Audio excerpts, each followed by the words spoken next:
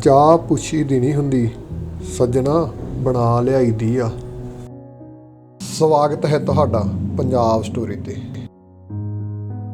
ਦੋਸਤੋ, ਚਾਹ ਪੀਣ ਦੇ ਤਾਂ ਸਾਰੇ ਹੀ ਸ਼ੌਕੀਨ ਨੇ, ਪਰ ਚਾਹ ਆਈ ਕਿੱਥੋਂ ਆ, ਇਹ ਪੀਣ ਕਿਵੇਂ ਲੱਗੇ ਆ, ਇਸ ਬਾਰੇ ਅੱਜ ਆਪਾਂ ਗੱਲ ਕਰਾਂਗੇ। ਤੇ ਚਾਹ ਕਿੱਥੋਂ ਦੀ ਜ਼ਿਆਦਾ ਮਸ਼ਹੂਰ ਆ ਤੇ ਕਿੱਥੇ ਆਪਣੀ ਚਾਹ ਤਿਆਰ ਹੋ ਕੇ ਕਿਹੜੇ ਦੇਸ਼ਾਂ ਨੂੰ ਜਾਂਦੀ ਆ। ਹੈਰਾਨ ਹੋ ਜਾਓਗੇ ਸੋਚ ਕੇ ਤੇ ਸੁਣ ਕੇ, 3 ਲੱਖ ਨੂੰ ਕਿਲੋ ਚਾਹ ਹੈ। ਮਿਲਦੀ ਵੀ ਉਹ ਭਾਰਤ ਦੇ ਵਿੱਚੋਂ ਆ ਤੇ ਪੈਦਾ ਵੀ ਭਾਰਤ 'ਚ ਹੀ ਕੀਤੀ ਜਾਂਦੀ ਹੈ। ਬਾ ਕਮਾਲ ਦੀਆਂ ਗੱਲਾਂ ਨੇ, ਬਾ ਕਮਾਲ ਦੀ ਖੋਜ ਆ ਜਿਹੜੀ ਅਸੀਂ ਤੁਹਾਡੇ ਲਈ ਲੈ ਕੇ ਆਏ ਹਾਂ। ਵੀਡੀਓ ਸ਼ੁਰੂ ਕਰਨ ਤੋਂ ਪਹਿਲਾਂ ਮੈਂ ਤੁਹਾਨੂੰ ਦੱਸਦਾ, ਮੇਰੇ ਕੋਲ ਚਾਹ ਦੇ 4 ਨੁਸਖੇ ਪਏ ਨੇ, ਦੇਸੀ ਚਾਹ ਦੇ, ਜਿਹੜੀ ਆਪਾਂ ਘਰੇ ਤਿਆਰ ਕਰ ਸਕਦੇ ਹਾਂ। ਜੇਕਰ ਕਿਸੇ ਨੇ ਉਹ ਨੁਸਖਾ ਲੈਣਾ ਤੇ ਤੁਸੀਂ ਮੈਨੂੰ ਕਮੈਂਟ ਦੇ ਵਿੱਚ ਪੁੱਛ ਸਕਦੇ ਹੋ। ਭਾਰਤੀ ਲੋਕ ਆਪਣੇ ਖਾਣ ਪੀਣ ਨੂੰ ਲੈ ਕੇ ਪੂਰੀ ਦੁਨੀਆ ਵਿੱਚ ਆਪਣੀ ਵੱਖਰੀ ਪਛਾਣ ਰੱਖਦੇ ਨੇ, ਖਾਸ ਕਰਕੇ ਪੰਜਾਬੀ। ਭਾਰਤ ਦੇ ਹਰੇਕ ਰਾਜ ਵਿੱਚ ਭੋਜਨ ਦਾ ਆਪਣਾ ਵੱਖੋ ਵੱਖਰਾ ਸਵਾਦ ਆ। ਪਿਛਲੇ ਕਈ ਸਾਲਾਂ ਤੋਂ ਭਾਰਤੀ ਲੋਕਾਂ ਨੇ ਆਪਣੇ ਭੋਜਨ ਵਿੱਚ ਚਾਹ ਨੂੰ ਅਤਿ ਮਹੱਤਤਾ ਦੇਣੀ ਸ਼ੁਰੂ ਕਰ ਦਿੱਤੀ ਹੈ। ਸਰਦੀਆਂ ਦਾ ਤੋਹਫ਼ਾ ਮੰਨੀ ਜਾਂਦੀ, ਘਰਾਂ ਵਿੱਚ ਮਹਿਮਾਨ ਨਵਾਜ਼ੀ ਦਾ ਕੰਮ ਕਰਦੀ ਹੈ ਚਾਹ। ਪੰਜਾਬੀਆਂ ਦੀ ਤਾਂ ਮਿੱਤਰੋ ਸਵੇਰ ਹੀ ਚਾਹ ਤੋਂ ਬਗੈਰ ਨਹੀਂ ਹੁੰਦੀ। ਭਾਵੇਂ ਭਾਰਤੀ ਲੋਕਾਂ ਦੇ ਭੋਜਨ ਵਿੱਚ ਚਾਹ ਨੂੰ ਸ਼ਾਮਲ ਈਸਟ ਇੰਡੀਆ ਕੰਪਨੀ ਨੇ ਕੀਤਾ, ਪਰ ਚਾਹ ਦੇ ਪੌਦੇ ਭਾਰਤ ਵਿੱਚ ਸਦੀਆਂ ਪਹਿਲਾਂ ਤੋਂ ਸਨ। ਚਾਹ ਦੀ ਜਿਹੜੀ ਖੋਜ ਹੈ ਇਹ ਸਦੀਆਂ ਪਹਿਲਾਂ, ਕਈ ਸਾਲ ਪਹਿਲਾਂ ਚੀਨ ਵਿੱਚ ਹੋਈ ਆ। ਚੀਨ ਦਾ ਇੱਕ ਰਾਜਾ ਹੁੰਦਾ ਸੀ, ਕਈ ਸਾਲ ਪਹਿਲਾਂ ਦੀ ਗੱਲ ਆ। ਰਾਜੇ ਨੂੰ ਸਵੇਰੇ ਸੁਬਾਹ ਉੱਠ ਕੇ ਗਰਮ ਪਾਣੀ ਪੀਣ ਦੀ ਆਦਤ ਸੀ। ਆਪਣੇ ਸਰੀਰ ਨੂੰ ਤੰਦਰੁਸਤ ਰੱਖਣ ਲਈ ਉਹ ਗਰਮ ਪਾਣੀ ਪੀਂਦਾ ਸੀ। ਇੱਕ ਦਿਨ ਜਦੋਂ ਸਵੇਰੇ ਰਾਜਾ ਉੱਠਿਆ ਤੇ ਗਰਮ ਪਾਣੀ ਪੀ ਰਿਹਾ, ਬਾਗ ਦੇ ਵਿੱਚ ਬੈਠਾ, ਇੱਕ ਪਾਰਕ ਬਣਿਆ ਹੋਇਆ, ਤੇ ਹਵਾ ਦੇ ਨਾਲ ਉੱਡ ਕੇ ਇੱਕ ਪੱਤੀ ਪਾਣੀ ਦੇ ਵਿੱਚ ਆ ਡਿੱਗੀ, ਗਰਮ ਪਾਣੀ ਦੇ ਵਿੱਚ ਡਿੱਗੀ ਤੇ ਪਾਣੀ ਦਾ ਰੰਗ ਜਿਹਾ ਬਦਲ ਗਿਆ। ਜਦੋਂ ਚੱਕ ਕੇ ਦੇਖਿਆ ਤੇ ਪਾਣੀ ਦੇ ਵਿੱਚੋਂ ਕੁਝ ਖੁਸ਼ਬੂ ਜਿਹੀ ਵੀ ਆਉਣ ਲੱਗ ਪਈ, ਮਹਿਕ ਆਉਣ ਲੱਗ ਪਈ। ਹੁਣ ਪਾਣੀ ਦਾ ਰੰਗ ਵੀ ਬਦਲਿਆ ਤੇ ਪਾਣੀ ਦੇ ਵਿੱਚੋਂ ਮਹਿਕ ਵੀ ਆ ਰਹੀ ਆ। ਰਾਜੇ ਨੂੰ ਬੜਾ ਅਜੀਬ ਲੱਗਾ ਤੇ ਉਸਨੇ ਆਪਣੇ ਸਿਪਾਹੀਆਂ ਨੂੰ, ਅਹਿਲਕਾਰਾਂ ਨੂੰ ਕਿਹਾ ਵੀ ਇਸ ਪੱਤੀ ਬਾਰੇ ਇਸ ਦੀ ਖੋਜ ਕੀਤੀ ਜਾਵੇ ਕਿ ਇਹ ਕਿੱਥੋਂ ਆਈ ਹੈ, ਕਿਹੜੇ ਪੌਦੇ ਦੀ ਆ। ਖੋਜ ਕੀਤੀ ਗਈ, ਤੱਤਾਂ ਬਾਰੇ ਜਾਣਕਾਰੀ ਕੱਢੀ ਗਈ। ਅਜਿਹੇ ਤੱਤ ਪਾਏ ਗਏ ਕਿ ਸਰੀਰ ਨੂੰ ਤੰਦਰੁਸਤ, ਚੁਸਤ ਤੇ ਫੁਰਤੀਲਾ ਬਣਾਉਂਦਾ ਹੈ। ਚੀਨ ਦੇ ਦਰਬਾਰ ਦੇ ਵਿੱਚ, ਰਾਜ ਦਰਬਾਰ ਦੇ ਵਿੱਚ ਗਰਮ ਪਾਣੀ ਦੇ ਵਿੱਚ ਇਸ ਪੱਤੀਆਂ ਨੂੰ ਉਬਾਲ ਕੇ ਪੀਣਾ ਸ਼ੁਰੂ ਕਰ ਦਿੱਤਾ। ਪਹਿਲਾਂ ਇਕੱਲਾ ਪਾਣੀ ਗਰਮ ਪੀਂਦੇ ਸੀ, ਫਿਰ ਪੱਤੀਆਂ ਨੂੰ ਉਬਾਲ ਕੇ ਪੀਣਾ ਸ਼ੁਰੂ ਕਰ ਦਿੱਤਾ।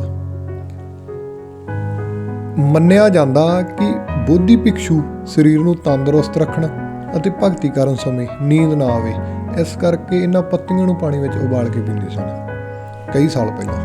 ਪਰ ਇਸ ਦਾ ਰਾਜ ਸਿਰਫ ਚੀਨ ਤੱਕ ਹੀ ਸੀਮਿਤ ਸੀ। ਹੌਲੀ ਹੌਲੀ ਇਹ ਰਾਜ ਚੀਨ ਤੋਂ ਨੇਪਾਲ, ਨੇਪਾਲ ਤੋਂ ਭਾਰਤ, ਜਾਪਾਨ ਤੋਂ ਹੁੰਦਾ ਹੋਇਆ ਇੰਗਲੈਂਡ ਤੱਕ ਪਹੁੰਚ ਗਿਆ। ਇੰਗਲੈਂਡ ਦੇ ਲੋਕਾਂ ਨੇ ਇਹਨਾਂ ਪੱਤੀਆਂ ਦੇ ਗੁਣਾਂ ਨੂੰ ਚੰਗੀ ਤਰ੍ਹਾਂ ਪਹਿਚਾਣ ਲਿਆ।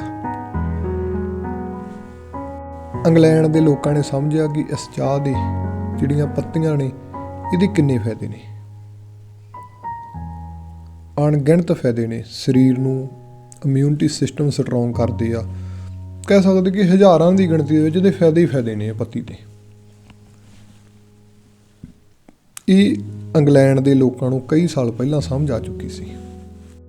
ਪਰ ਜਦੋਂ ਈਸਟ ਇੰਡੀਆ ਕੰਪਨੀ, ਅੰਗਰੇਜ਼ਾਂ ਦਾ ਰਾਜ ਭਾਰਤ ਵਿੱਚ ਹੋਇਆ ਤੇ ਜਦੋਂ ਅੰਗਰੇਜ਼ਾਂ ਨੇ ਭਾਰਤ 'ਤੇ ਰਾਜ ਕੀਤਾ ਤੇ ਭਾਰਤ ਦੀ ਆਰਥਿਕ ਅਵਸਥਾ ਦੇ ਨਾਲ ਨਾਲ ਸਮਾਜਿਕ ਪੱਧਰ ਦਾ ਅਧਿਐਨ ਵੀ ਕੀਤਾ। ਸਮਾਜਿਕ ਪੱਧਰ ਦੇ ਨਾਲ ਭਾਰਤੀਆਂ ਦਾ ਖਾਣ ਪੀਣ, ਰਹਿਣ ਸਹਿਣ ਦਾ ਵੀ ਜਿਹੜੇ ਅੰਗਰੇਜ਼ੀ ਬਰਤਾਨੀਆ ਲੋਕ ਸੀਗੇ, ਈਸਟ ਇੰਡੀਆ ਕੰਪਨੀ ਨੇ ਭਾਰਤੀਆਂ ਦੇ ਖਾਣ ਪੀਣ ਦਾ ਵੀ ਅਧਿਐਨ ਕੀਤਾ ਕਿ ਕੀ ਖਾਂਦੇ ਨੇ। ਸੰਨ 1834 ਗਵਰਨਰ ਲਾਰਡ ਵਿਲੀਅਮ ਬੈਂਟੀ ਨਾਮਕ ਅੰਗਰੇਜ਼ ਨੇ ਭਾਰਤ ਦੇ ਅਸਾਮ ਖਿੱਤੇ ਵਿੱਚ ਉਸੇ ਪੱਤੀ ਵਾਲੀ ਚਾਹ ਦੇ ਕੁਝ ਪੌਦੇ ਵੇਖੇ, ਜਦ ਕਿ ਪਹਿਲਾਂ ਭਾਰਤੀਆਂ ਨੂੰ ਨਹੀਂ ਪਤਾ ਸੀ। ਜਿਸ ਤੋਂ ਬਾਅਦ ਇਹ ਪਤਾ ਚੱਲਿਆ ਕਿ ਭਾਰਤ ਵਿੱਚ ਵੀ ਚਾਹ ਉਗਾਈ ਜਾ ਸਕਦੀ ਹੈ। ਫਿਰ ਅੰਗਰੇਜ਼ਾਂ ਦੀ ਉਹ ਕੰਪਨੀ ਈਸਟ ਇੰਡੀਆ ਕੰਪਨੀ ਨੇ ਕੁਝ ਪੌਦੇ ਚੀਨ ਤੋਂ ਵੀ ਮੰਗਵਾਏ, ਬੀਜ ਮੰਗਵਾਏ। ਉਹਨਾਂ ਬੀਜਾਂ ਨੂੰ ਕਲਕੱਤਾ ਦੀ ਇੱਕ ਲੈਬ ਗਾਰਡਨ ਵਿੱਚ ਨਿਰੀਖਣ ਕੀਤਾ ਗਿਆ ਅਤੇ ਫਿਰ ਭਾਰਤ ਦੇ ਵੱਖ-ਵੱਖ ਹਿੱਸਿਆਂ ਵਿੱਚ ਭੇਜੇ ਗਏ ਉਗਾਉਣ ਵਾਸਤੇ। ਥਾਂ-ਥਾਂ 'ਤੇ ਅਸਾਮ, ਕਲਕੱਤਾ, ਬੰਗਾਲ, ਕਈ ਰਾਜਾਂ ਦੇ ਵਿੱਚ ਉਹ ਪੌਦਿਆਂ ਨੂੰ ਉਗਾਇਆ ਗਿਆ। ਇਸ ਤਰ੍ਹਾਂ ਭਾਰਤ ਵਿੱਚ ਚਾਹ ਦਾ ਪਹਿਲਾ ਬਾਗ ਅਸਾਮ ਵਿੱਚ ਸੰਨ 1838 ਵਿੱਚ ਤਿਆਰ ਹੋਇਆ ਅਤੇ ਪਹਿਲੀ ਵਾਰ ਉੱਥੋਂ ਦੀ ਚਾਹ ਇੰਗਲੈਂਡ ਵਿੱਚ ਭੇਜੀ ਗਈ। ਇੰਗਲੈਂਡ ਦੇ ਲੋਕਾਂ ਨੇ ਅਸਾਮ ਦੀ ਚਾਹ ਨੂੰ ਬਹੁਤ ਪਸੰਦ ਕੀਤਾ। ਸੰਨ 1839 ਈਸਵੀ ਵਿੱਚ ਈਸਟ ਇੰਡੀਆ ਕੰਪਨੀ ਵੱਲੋਂ ਡਾਕਟਰ R.G. ਬਲਡ ਕੈਂਪਬੈਲ ਨਾਮਕ ਦੇ ਇੱਕ ਵਿਅਕਤੀ ਨੂੰ ਵੈਸਟ ਬੰਗਾਲ ਦੇ ਇਲਾਕੇ ਦਾਰਜਲਿੰਗ ਦਾ ਸੁਪਰੀਡੈਂਟ ਲਗਾਇਆ ਗਿਆ। ਦਾਰਜਲਿੰਗ ਵੈਸਟ ਬੰਗਾਲ ਦਾ ਬਹੁਤ ਵਧੀਆ ਇਲਾਕਾ ਹੈ, ਦੇਖਣਯੋਗ ਹੈ। ਉਸਨੇ ਵੈਸਟ ਬੰਗਾਲ ਦੇ ਇਲਾਕੇ ਦਾਰਜਲਿੰਗ ਵਿੱਚ ਆਪਣੀ ਰਿਹਾਇਸ਼ ਕੋਲ ਬਣੀ ਬਗੀਚੀ ਗਾਰਡਨ ਦੇ ਵਿੱਚ ਜਿਹੜੇ ਬੀਜ ਚਾਹ ਦੇ ਚੀਨ ਤੋਂ ਲਿਆਂਦੇ ਗਏ ਸਨ ਅਤੇ ਕਲਕੱਤਾ ਦੀ ਲੈਬ ਵਿੱਚ ਟੈਸਟ ਕੀਤੇ ਗਏ ਸਨ, ਉਹਨਾਂ ਨੂੰ ਆਪਣੇ ਬਾਗ ਦੇ ਵਿੱਚ ਲਿਆ ਕੇ ਖਿਲਾਰ ਦਿੱਤਾ। ਉਹਨਾਂ ਤੋਂ ਕੁਝ ਪੌਦੇ ਤਿਆਰ ਹੋਏ। ਦਾਰਜਲਿੰਗ ਸ਼ਹਿਰ ਦੇ ਸੁਪਰੀਡੈਂਟ ਦੀ ਰਿਹਾਇਸ਼ ਕੋਲ ਬਣੀ ਬਗੀਚੀ ਵਿੱਚ ਚਾਹ ਦੇ ਜੋ ਪੌਦੇ ਲੱਗੇ, ਉਹ ਪੌਦਿਆਂ ਨੂੰ ਦਾਰਜਲਿੰਗ ਸ਼ਹਿਰ ਦਾ ਇੱਕ ਵਿਅਕਤੀ ਜਿਸ ਦਾ ਨਾਮ ਸਿਮਲਰ ਸੀ, ਉਹ ਪੌਦਿਆਂ ਨੂੰ ਅੱਗੇ ਦਾਰਜਲਿੰਗ ਵਿੱਚ ਇੱਕ ਆਪਣੀ ਜ਼ਮੀਨ 'ਤੇ ਲੈ ਗਿਆ। ਜ਼ਮੀਨ 'ਤੇ ਜਾ ਕੇ ਉਹ ਪੌਦਿਆਂ ਦਾ ਉਸਨੇ ਇੱਕ ਵੱਡਾ ਬਾਗ ਤਿਆਰ ਕੀਤਾ। ਜਦੋਂ ਉਸਦੇ ਬਾਗ ਤੋਂ ਤਿਆਰ ਕੀਤੀ ਚਾਹ ਈਸਟ ਇੰਡੀਆ ਕੰਪਨੀ ਦੁਆਰਾ ਇੰਗਲੈਂਡ ਭੇਜੀ ਗਈ ਅਤੇ ਇੰਗਲੈਂਡ, ਬਰਤਾਨੀਆ ਦੇ ਲੋਕਾਂ ਨੇ ਚੀਨ ਅਤੇ ਅਸਾਮ ਦੀ ਚਾਹ ਨਾਲੋਂ ਵੀ ਜ਼ਿਆਦਾ ਦਾਰਜਲਿੰਗ ਦੀ ਚਾਹ ਨੂੰ ਮਹੱਤਤਾ ਦਿੱਤੀ। ਭਾਵੇਂ ਇਸ ਦੀ ਉਪਜ ਚੀਨ ਵਿੱਚੋਂ ਲਿਆਂਦੇ ਬੀਜਾਂ ਅਤੇ ਕਲਕੱਤਾ ਵਿੱਚ ਕੀਤੇ ਨਿਰੀਖਣ ਤੋਂ ਬਾਅਦ ਭਾਰਤ ਦੇ ਵੱਖ-ਵੱਖ ਰਾਜਾਂ ਵਿੱਚ ਵੀ ਹੋਈ, ਪਰ ਦਾਰਜਲਿੰਗ ਵਿੱਚ ਉਗਾਈ ਗਈ ਚਾਹ ਨੂੰ ਬਰਤਾਨੀਆ ਅੰਗਰੇਜ਼ ਲੋਕਾਂ ਨੇ ਹੱਦੋਂ ਵੱਧ ਮਹੱਤਤਾ ਦਿੱਤੀ, ਕਿਉਂਕਿ ਇਸ ਦੀ ਮਿੱਟੀ ਅਤੇ ਵਾਤਾਵਰਨ ਚਾਹ ਲਈ ਇੰਨਾ ਅਨੁਕੂਲ ਹੋਇਆ ਕਿ ਦਾਰਜਲਿੰਗ ਦੀ ਚਾਹ ਵਹਿੰਦਿਆਂ ਪੂਰੇ ਵਰਲਡ ਵਿੱਚ ਮਸ਼ਹੂਰ ਹੋ ਗਈ। ਦਾਰਜਲਿੰਗ ਦੇ ਵਾਤਾਵਰਨ, ਮਿੱਟੀ ਵਿੱਚ ਪੈਦਾ ਹੋਈ ਚਾਹ ਦਾ ਰੂਪ, ਰੰਗ, ਸਵਾਦ, ਮਹਿਕ ਤੇ ਚਾਹ ਦੀ ਪਰਿਭਾਸ਼ਾ ਹੀ ਬਦਲ ਕੇ ਰੱਖ ਦਿੱਤੀ। ਜਿਉਂ ਹੀ ਚਾਹ ਦੇ ਜਿਹੜੇ ਉਦਯੋਗਪਤੀ ਆ ਉਹਨਾਂ ਨੂੰ ਭਿਣਕ ਲੱਗੀ ਕਿ ਭਾਰਤ ਦੇ ਦਾਰਜਲਿੰਗ ਇਲਾਕੇ ਵਿੱਚ ਚਾਹ ਦਾ ਬਹੁਤ ਵਧੀਆ ਟੇਸਟ ਹੈ, ਅਤੇ ਉਹਨਾਂ ਨੇ ਇਸ ਜਗ੍ਹਾ 'ਤੇ ਆਣ ਕੇ ਬਾਗ ਲਾਉਣੇ ਚਾਹ ਦੇ ਸ਼ੁਰੂ ਕਰ ਦਿੱਤੇ। ਇਸ ਜਗ੍ਹਾ 'ਤੇ ਚਾਹ ਦੇ ਬਾਗਾਂ ਦੀ ਗਿਣਤੀ ਵਧਣ ਲੱਗੀ ਅਤੇ ਕੰਮ ਕਰਨ ਵਾਲੇ ਕਾਮਿਆਂ ਦੀ ਗਿਣਤੀ ਘਟਣ ਲੱਗੀ। ਦਾਰਜਲਿੰਗ ਦੇ ਲੋਕਾਂ ਨੇ ਆਪਣਾ ਕੰਮ ਛੱਡ ਕੇ ਚਾਹ ਦੇ ਬਾਗਾਂ ਵਿੱਚ ਕੰਮ ਕਰਨ ਤੋਂ ਈਸਟ ਇੰਡੀਆ ਕੰਪਨੀ ਨੂੰ ਕੋਰਾ ਇਨਕਾਰ ਕਰ ਦਿੱਤਾ। ਇਸ ਲਈ ਚਾਹ ਦੇ ਕਾਰੋਬਾਰ ਲਈ ਕਾਮਿਆਂ ਦੀ ਪੂਰਤੀ ਨੇਪਾਲ ਅਤੇ ਨੇੜਲੇ ਇਲਾਕਿਆਂ ਤੋਂ ਕੀਤੀ ਗਈ। ਚਾਹ ਦੇ ਬਾਗਾਂ ਵਿੱਚੋਂ ਚਾਹ ਦੇ ਪੌਦਿਆਂ ਦੀਆਂ ਉੱਪਰਲੀਆਂ ਪੱਤੀਆਂ ਨੂੰ ਤੋੜ ਕੇ ਹੱਥਾਂ ਨਾਲ ਮਸਲ ਕੇ ਸੁਕਾਇਆ ਜਾਂਦਾ ਅਤੇ ਦਾਰਜਲਿੰਗ ਵਿੱਚ ਚਾਹ ਉਗਾਉਣ ਤੋਂ ਲੈ ਕੇ ਪੂਰਨ ਰੂਪ ਵਿੱਚ ਤਿਆਰ ਕਰਨ ਤੋਂ ਬਾਅਦ ਇੰਗਲੈਂਡ ਵਿੱਚ ਭੇਜਿਆ ਜਾਣ ਲੱਗਾ।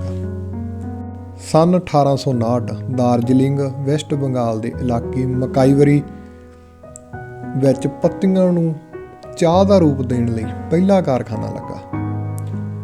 ਅਸਾਮ, ਕਰਨਾਟਕਾ, ਤਾਮਿਲਨਾਡੂ, ਹਿਮਾਚਲ ਪ੍ਰਦੇਸ਼ ਤੋਂ ਇਲਾਵਾ ਭਾਵੇਂ ਹੋਰ ਭਾਰਤ ਦੇ ਕਈ ਖੇਤਰਾਂ ਵਿੱਚ ਚਾਹ ਦੇ ਬਾਗ ਹਨ, ਪਰ ਦਾਰਜਲਿੰਗ ਦੀ ਚਾਹ ਨੂੰ ਪੂਰੀ ਦੁਨੀਆ ਵਿੱਚ ਇੱਕ ਵਿਸ਼ੇਸ਼ ਮਹੱਤਤਾ ਹੀ ਹੈ।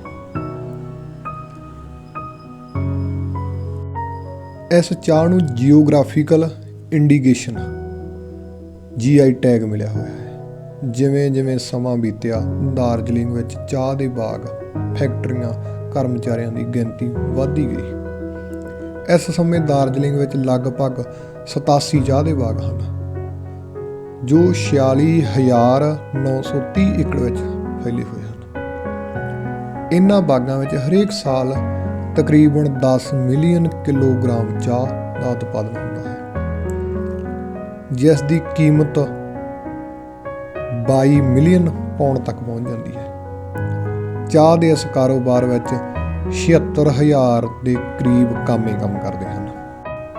ਭਾਰਤ ਦੀ ਆਜ਼ਾਦੀ ਤੋਂ ਪਹਿਲਾਂ ਭਾਰਤ ਪੂਰੀ ਦੁਨੀਆ ਵਿੱਚ ਚਾਹ ਉਤਪਾਦਨ ਦਾ ਪ੍ਰਮੁੱਖ ਦੇਸ਼ ਬਣ ਚੁੱਕਾ ਸੀ।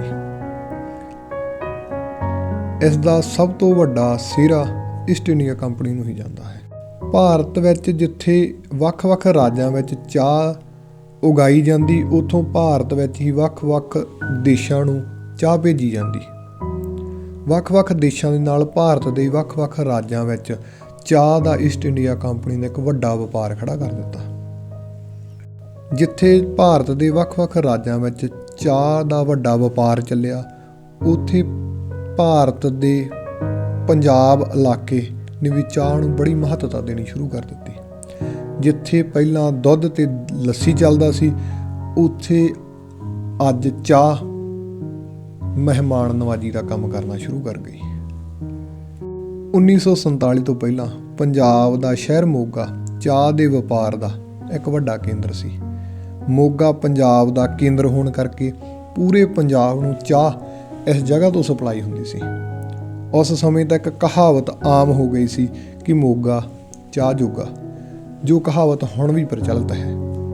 ਇਸ ਤਰ੍ਹਾਂ ਈਸਟ ਇੰਡੀਆ ਕੰਪਨੀ ਦੇ ਵਪਾਰਕ ਮਕਸਦ ਕਰਕੇ ਭਾਰਤ ਦੇ ਹਰੇਕ ਖੇਤਰ ਵਿੱਚ ਚਾਹ ਪਹੁੰਚਦੀ ਗਈ ਅਤੇ ਭਾਰਤੀ ਲੋਕਾਂ ਨੂੰ ਚਾਹ ਦੇ ਆਦੀ ਬਣਾ ਦਿੱਤਾ ਗਿਆ। ਅੱਜ ਭਾਰਤ ਵਿੱਚ ਚਾਹ ਦੀ ਪੈਦਾਵਾਰ ਦਾ 70% ਹਿੱਸਾ ਭਾਰਤੀ ਲੋਕ ਹੀ ਪੀਂਦੇ ਹਨ। ਪਰ ਵੈਸਟ ਬੰਗਾਲ ਦੇ ਇਲਾਕੇ ਦਾਰਜਲਿੰਗ ਵਿੱਚ ਪੈਦਾ ਕੀਤੀ ਚਾਹ ਦਾ ਭਾਰਤੀ ਲੋਕ 10 ਤੋਂ 15% ਹਿੱਸਾ ਹੀ ਪੀਂਦੇ ਨੇ। ਇਸ ਦਾ ਵੱਡਾ ਕਾਰਨ ਇਹ ਹੈ ਕਿ ਇਹ ਚਾਹ ਦੀ ਕੀਮਤ ਬਹੁਤ ਜ਼ਿਆਦਾ ਹੈ। ਇੱਥੋਂ ਤੱਕ ਵੀ ਦਾਰਜਲਿੰਗ ਦੇ ਲੋਕ ਵੀ ਦਾਰਜਲਿੰਗ ਦੀ ਤਿਆਰ ਕੀਤੀ ਚਾਹ ਨਹੀਂ ਪੀਂਦੇ, ਉਹ ਵੀ ਅਸਾਮ ਤੋਂ ਚਾਹ ਮੰਗਵਾਉਂਦੇ ਨੇ। ਦਾਰਜਲਿੰਗ ਦੇ ਬਾਗਾਂ ਵਿੱਚ 70% ਤੋਂ ਵੱਧ ਆਰਗੈਨਿਕ ਚਾਹ ਪੈਦਾ ਕੀਤੀ ਜਾਂਦੀ ਹੈ। ਇਸ ਦਾ ਕੁਝ ਹਿੱਸਾ ਮਸ਼ੀਨਾਂ ਤੋਂ ਰਹਿਤ ਹੱਥਾਂ ਨਾਲ ਮਸਲ ਕੇ ਤਿਆਰ ਕੀਤਾ ਜਾਂਦਾ, ਜਿਸ ਕਰਕੇ ਇਸ ਦੀ ਕੀਮਤ ਹਜ਼ਾਰਾਂ ਤੋਂ ਲੈ ਕੇ ਲੱਖਾਂ ਤੱਕ ਪਹੁੰਚ ਜਾਂਦੀ ਹੈ। ਹੈਰਾਨ ਕਰ ਦੇਵੇਗੀ ਤੁਹਾਨੂੰ ਕੀਮਤ ਸੁਣ ਕੇ। 2.5 ਤੋਂ 3 ਲੱਖ ਪ੍ਰਤੀ ਕਿਲੋ ਦਾਰਜਲਿੰਗ ਦੀ ਚਾਹ ਮਾਰਕੀਟ ਵਿੱਚ ਵਿਕਦੀ ਹੈ। ਤਾਂ ਹੀ ਤਾਂ ਦਾਰਜਲਿੰਗ ਦੀ ਮਾਰਕੀਟ ਵਿੱਚ ਇਹ ਚਾਹ ਕਿਲੋਆਂ ਦੀ ਪੈਕਿੰਗ ਵਿੱਚ ਨਹੀਂ, ਬਲਕਿ ਗ੍ਰਾਮਾਂ ਦੀ ਪੈਕਿੰਗ ਵਿੱਚ ਵੇਚੀ ਜਾਂਦੀ ਹੈ। 100 ਗ੍ਰਾਮ, 200 ਗ੍ਰਾਮ, 300 ਗ੍ਰਾਮ। ਪੂਰੇ ਭਾਰਤ ਵਿੱਚ ਚਾਹ ਦੀਆਂ 50 ਤੋਂ ਵੱਧ ਕਿਸਮਾਂ ਪਾਈਆਂ ਜਾਂਦੀਆਂ ਹਨ। ਇਹਨਾਂ ਵਿੱਚੋਂ black tea, green tea, white T ਅਤੇ ਅਲੌਂਗ ਟੀ ਦਾਰਜਲਿੰਗ ਦੀਆਂ ਚਾਹਾਂ ਦੀਆਂ 4 ਪ੍ਰਮੁੱਖ ਕਿਸਮਾਂ ਨੇ। ਦਾਰਜਲਿੰਗ ਦੇ ਬਾਗਾਂ ਦੀ ਤਿਆਰ ਕੀਤੀ ਚਾਹ ਸਰੀਰ ਲਈ ਅਨੇਕਾਂ ਫਾਇਦੇ ਨੇ।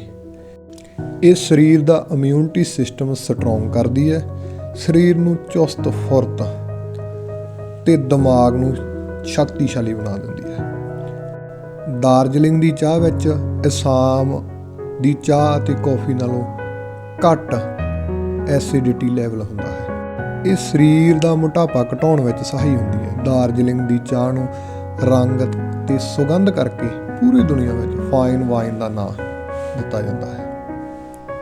ਇਹ ਜਿਹੜੀ ਦੁੱਧ ਵਾਲੀ ਚਾਹ ਹੈ, ਜਿਹੜੀ ਆਪਾਂ ਅਕਸਰ ਘਰਾਂ ਵਿੱਚ ਪੀਂਦੇ ਹਾਂ, ਇਹ ਚਾਹ ਅਸਲ ਵਿੱਚ ਇਸ ਨੂੰ ਬਲੈਕ ਟੀ ਦਾ ਨਾਮ ਦਿੱਤਾ ਗਿਆ ਹੈ। ਪਰ ਪੰਜਾਬੀਆਂ ਨੇ, ਕੁਝ ਭਾਰਤੀ ਲੋਕਾਂ ਨੇ ਇਸ ਵਿੱਚ ਦੁੱਧ ਅਤੇ ਸ਼ੱਕਰ ਮਿਲਾ ਕੇ ਇਸ ਨੂੰ ਮਿਲਕ ਟੀ ਦਾ ਨਾਮ ਦੇ ਦਿੱਤਾ। ਭਾਵੇਂ ਇਸ ਦਾ ਅਸਲ ਰੂਪ ਬਲੈਕ ਹੈ ਤੇ ਇਸ ਨੂੰ ਬਲੈਕ ਟੀ ਕਹਿੰਦੇ ਨੇ, ਪਰ ਦੁੱਧ ਮਿਲਾਉਣ ਕਰਕੇ ਭਾਰਤੀ, ਖਾਸ ਕਰਕੇ ਪੰਜਾਬੀ, ਇਸ ਨੂੰ ਮਿਲਕ ਟੀ ਦੇ ਨਾਮ ਨਾਲ ਜਾਣਦੇ ਨੇ। ਬਲੈਕ ਟੀ ਹੋਵੇ, ਗ੍ਰੀਨ ਟੀ ਹੋਵੇ, ਵਾਈਟ ਟੀ ਹੋਵੇ, ਅਲੌਂਗ ਟੀ ਹੋਵੇ, ਇਸ ਦੀਆਂ ਪੱਤੀਆਂ ਨੂੰ ਸਿਰਫ ਤੇ ਸਿਰਫ ਗਰਮ ਪਾਣੀ ਵਿੱਚ ਉਬਾਲ ਕੇ ਪੀਣਾ ਹੀ ਹੁੰਦਾ ਹੈ। ਸਹੀ ਵਿੱਚ ਇਸ ਨੂੰ ਚਾਹ ਦਾ ਇਹੀ ਹੀ ਰੂਪ ਹੈ। ਪਰ ਪੂਰੀ ਦੁਨੀਆ ਵਿੱਚ ਵਸਦੇ ਭਾਰਤੀ ਦੁੱਧ ਵਾਲੀ ਚਾਹ ਹੀ ਪੀਣਾ ਪਸੰਦ ਕਰਦੇ ਹਨ।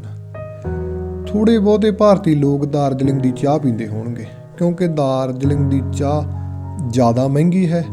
ਇਹ ਚਾਹ ਭਾਰਤ ਦੇ ਤਾਜ ਵਰਗੇ ਜਾਂ ਹੋਰ ਵੱਡੇ ਹੋਟਲਾਂ ਜਾਂ ਧਨੀ ਲੋਕਾਂ ਦੇ ਘਰ ਹੀ ਬਣਾਈ ਜਾਂਦੀ ਹੈ। ਆਮ ਲੋਕਾਂ ਦੇ ਘਰ ਤਾਂ ਉਹੀ 250 ਵਾਲੀ ਕਿਲੋ ਅਸਾਮ ਵਾਲੀ ਚਾਹ ਹੀ ਪਹੁੰਚਦੀ ਹੈ। ਧੰਨਵਾਦ।